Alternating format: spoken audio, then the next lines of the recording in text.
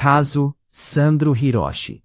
A fraude documental, que abalou o Brasileirão e abriu caminho para a Copa João Havelange. Ei você ligado no canal Mago Esportes, já ouviu falar nesse caso?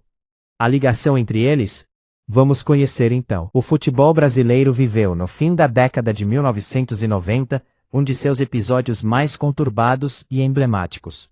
O chamado caso Sandro Hiroshi extrapolou os limites de uma simples irregularidade de registro de atleta e acabou sendo o estopim de uma crise institucional sem precedentes, que culminou na criação da Copa João Havelange, em 2000. Sandro Hiroshi nasceu em Araguaína, Tocantins, em 19 de novembro de 1979. A controvérsia teve início em 1994, quando sua data de nascimento foi adulterada para 19 de novembro de 1980. O objetivo era permitir que o jogador continuasse atuando em competições de base como Dente de Leite, categoria limitada a atletas de até 14 anos completos. Até então, o atleta atuava regularmente pelo Tocantinópolis, com documentação correta, chegando a jogar até os 13 anos. Em junho de 1994, já com 14 anos completos, Sandro obteve na Secretaria de Segurança Pública do Maranhão uma nova carteira de identidade, com o ano de nascimento alterado. 2 meses depois, em agosto, fez testes no Rio Branco de Americana, São Paulo, foi aprovado e obteve seu primeiro registro na Federação Paulista de Futebol, FPF. O registro, porém, ocorreu de forma irregular. Embora o Tocantinópolis não tenha se oposto formalmente, a legislação exigia autorização expressa do clube de origem para a transferência, o que não aconteceu. Ainda assim, o jogador foi inscrito como amador pelo Rio Branco. Em 1996, o Rio Branco profissionalizou Sandro Hiroshi e passou a deter seu passe. Mais uma vez, não houve qualquer contestação do Tocantinópolis. O jogador cresceu tecnicamente, ganhou destaque no futebol paulista e, em 1999, viveu seu auge. Foi um dos grandes nomes do Campeonato Paulista, marcou 11 gols e foi eleito a revelação da competição. O desempenho chamou a atenção do São Paulo, que em junho de 1999 pagou cerca de R$2,5 milhões de reais, aproximadamente US$1,5 milhão de dólares à época, para contratar o atleta, junto ao Rio Branco. Após a negociação, o Tocantinópolis procurou o Rio Branco, reivindicando 30% do valor da venda, ou a devolução do passe, alegando nunca ter autorizado a transferência em 1994. Diante da recusa do clube paulista, o time tocantinense acionou o Tribunal de Justiça Desportiva, TJD, da CBF. O Rio Branco se defendeu, alegando que a transferência ocorrera antes da promulgação da Lei Pelé, o que dispensaria a autorização formal do clube anterior. Em junho de 1999, a própria CBF reconheceu que a data de nascimento de Sandro Hiroshi estava adulterada em seus registros, assim como nos arquivos da Federação Paulista, do Rio Branco e do São Paulo. Mesmo assim, a entidade autorizou o registro do atleta pelo Clube do Morumbi. A única providência tomada foi solicitar que a Federação Paulista investigasse o caso, uma decisão contestada, já que o episódio envolvia documentos e entidades de 3 estados, o que tornaria a CBF a responsável direta pela apuração. Com a data de nascimento adulterada para 1980, Sandro Hiroshi disputou o Campeonato Sul-Americano Sub-17, em março de 1997, no Paraguai, e também o Mundial Sub-17, no Egito, ambos vencidos pelo Brasil. Na prática, o jogador já tinha mais de 17 anos, e portanto, atuou de forma irregular. A FIFA analisou o caso, mas decidiu não retirar os títulos do Brasil, entendendo que a CBF não participou da adulteração e que já haviam se passado mais de 2 anos desde as competições. O contraste foi inevitável com o caso do México em 1988, quando a federação local participou diretamente da fraude de idade de 4 atletas. Na ocasião, o país foi banido por 2 anos, ficando fora da Olimpíada de Seul e da Copa do Mundo de 1990.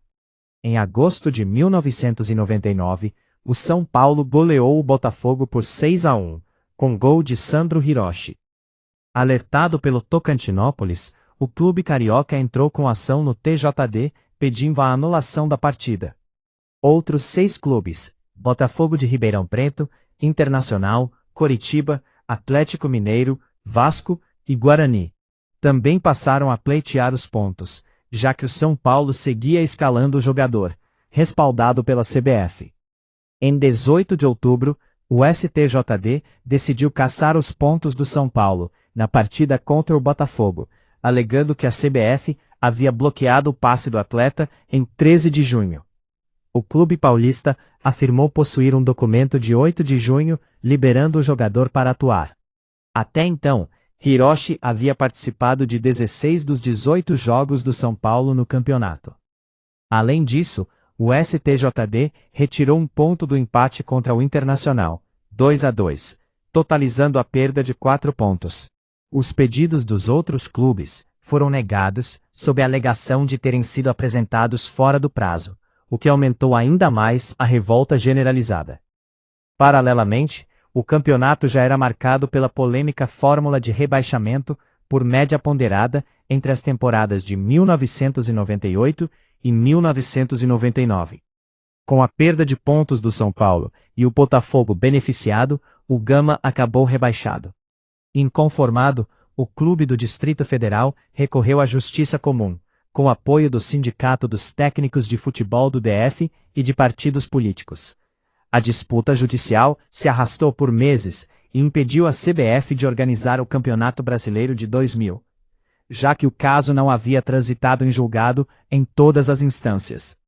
Em 30 de junho de 2000, a FIFA puniu o Gama, com banimento de competições esportivas. Ainda assim, o cenário seguia caótico, com outros clubes, como São Paulo, Bahia e Botafogo, também buscando decisões fora da esfera desportiva, sem sofrer sanções semelhantes, como a CBF paralisada, e temendo uma enxurrada de liminares.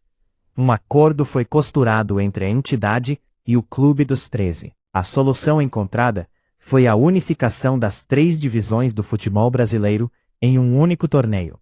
Sem rebaixamentos. Surgia a Copa João Havelange, disputada em 2000. O formato também beneficiou clubes tradicionais, como Fluminense e Bahia, que estariam fora da Série A naquele ano. No fim de julho, o Gama desistiu da ação na Justiça Comum, após acordo com o Clube dos 13, e a FIFA revogou a punição. Posteriormente, a CBF homologou oficialmente a competição e retomou a organização do Brasileirão em 2001. Sandro Hiroshi foi suspenso por 180 dias e voltou a atuar em abril de 2000. Permaneceu no São Paulo até 2002 e depois passou por clubes como Flamengo, Figueirense, Guarani, Santo André e Rio Branco, onde encerrou a carreira em 2013. O caso escancarou fragilidades profundas no sistema de registros do futebol brasileiro. Investigações posteriores no cartório maranhense envolvido revelaram outros casos de documentos falsificados, inclusive de atletas que passaram pelas seleções de base. Mais do que um episódio isolado, o caso Sandro Hiroshi se tornou símbolo de uma era de improvisos, disputas políticas e insegurança jurídica. Um capítulo decisivo que ajudou a redesenhar o futebol brasileiro no início do século XXI. Obrigado por assistir. Comenta aqui embaixo se você sabia de tudo isso. Não esqueça de deixar o like, se inscrever no canal e compartilhar o vídeo.